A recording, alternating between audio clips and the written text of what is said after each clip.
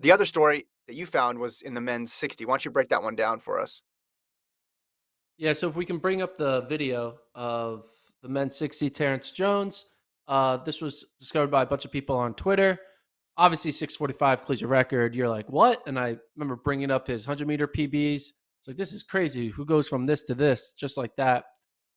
There's a video,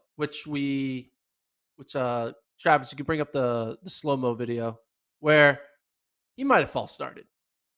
Now, there's a slow down version of that race. You look at, I believe it's in lane 4, Mhm, and he gets a massive head start. Look at that. He is almost like his body's almost halfway up before mhm, the rest of the field goes. So that could have been a missed false start. And it makes you think, like, in these meets that aren't like, IAAF sanction, or I guess World Athletics sanction with, you mhm, know, professional meet starters and all this stuff, and like the technology of the blocks, where it just happens at a college. You have to think a lot of false starts get missed in general, right? Think about a meet where you're running like yeah, 4200s after and after over and over again. How mhm, often is the starter going to see every single false start? And it can not that be that big of a deal, because whatever, mhm, it's a college meet or a participation type meet. But when it comes to a race where there's a 6:45 in the result, you want to make sure you get that one right. And it looks like the starter made a miss here.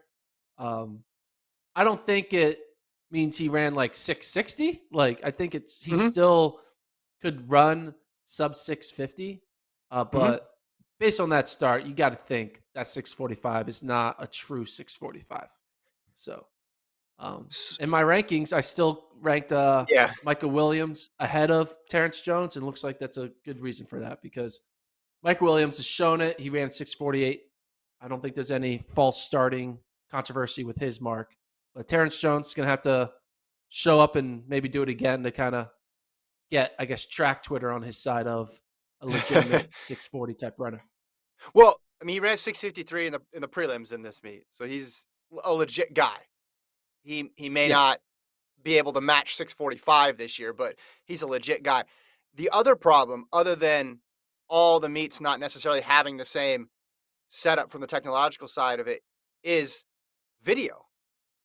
Because the first video people saw, and the video that most people saw, was from the Texas Tech shot.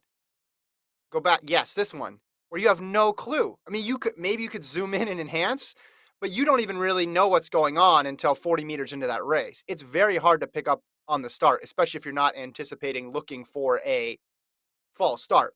Now, if this had traditional TV type setup with cameras, that would be the first thing people noticed. And all the comments would be, wait, what? Hold on. Did he just get insane reaction time and the other seven guys didn't? Is he the only one who heard the blocks? This angle that we're putting up now, totally different. And obviously the one that PJ Vizell posted where it's slow mo, you can see even better. But that's the other part. Not all these meets have the same benefit of video evidence that we all can over, comb over time and time again, like we would with other sports, and say, hey, is that what we think it is? But I still think the guys. I mean, I had him in my top 10 world rankings based on the 6:45. So Yeah. There was might need to revisit a that. main camera crew. There was a main camera crew there. It just was on ESPN Plus and no one knew about it. It was kind of buried in the ESPN world. Um, Well, how many times have you seen that clipped out versus how many times have you seen the Texas Tech one clipped out? Yeah, because people weren't watching the stream; they were just watching when the coach tweets their own phone version of it. That's why, Right. you know, Yeah. Not the coach, probably the social media guy. Maybe the coach social is media shooting guy or all the whoever races. is in the stands, like, oh, fast 60, I'm going to film it. It's a Okay. six Yeah. second video on my, it's a Vine. So it'd be So it'd be interesting to get that. It'd be interesting to get that TV footage from it, the more traditional camera, higher quality, and actually see. But yeah, the I don't know. mark is I still mean, I there, still think though. he's good. What do you Mark is do with still the there. mark? They're not going to take away the mark. You can't take away the mark because you can't prove. I can. What are you gonna? Are you gonna double check every start from every Mhm. race that's ever been run. Like there has to be an expectation that if you're an official meet official, an official timer, it's on you guys to sign off on every mark that Mhm. you put on the sheet. So it's kind of on the timer. Like the timer wants to reject it, it's gonna be on the timer to reject it after the Yeah. fact. So it makes me think we put a lot of trust in timers. Oh, yeah. You know what I mean? Oh, yeah. Especially when it Yeah. comes down to hundredths of a second. Like we Mhm. can always eyeball a time for a distance race or whatever. When it comes down to hundredths of a second, we're just Mhm. trusting the timer. Timer's camera technology is not malfunctioning, that it's perfect, that there's no Mhm. delay. There's a lot of track field, the people they trust most in all of the world is whoever the timer is at that track meet. A lot of Oh, trust yeah. in timers. Yeah. That's why it takes them forever to set up, and if you walk anywhere near the timing setup before a meet, you just get yelled at because there's a lot of pressure. Doesn't matter if it's high school, college, or pro. That's a universal feeling in track and field. Also, the wind, like you're counting on the wind gauge to be correct too, because that has a huge impact on how you view a race historically. And you're right, if it hundredths of a second changed entire careers, changed record books, changed team scores, and it's tough to figure out. Um, like, it, I don't think there's a better way to do it. I just think sometimes there's going to be human error involved because there's human error involved in all elements of sports, no matter how fast technology improves.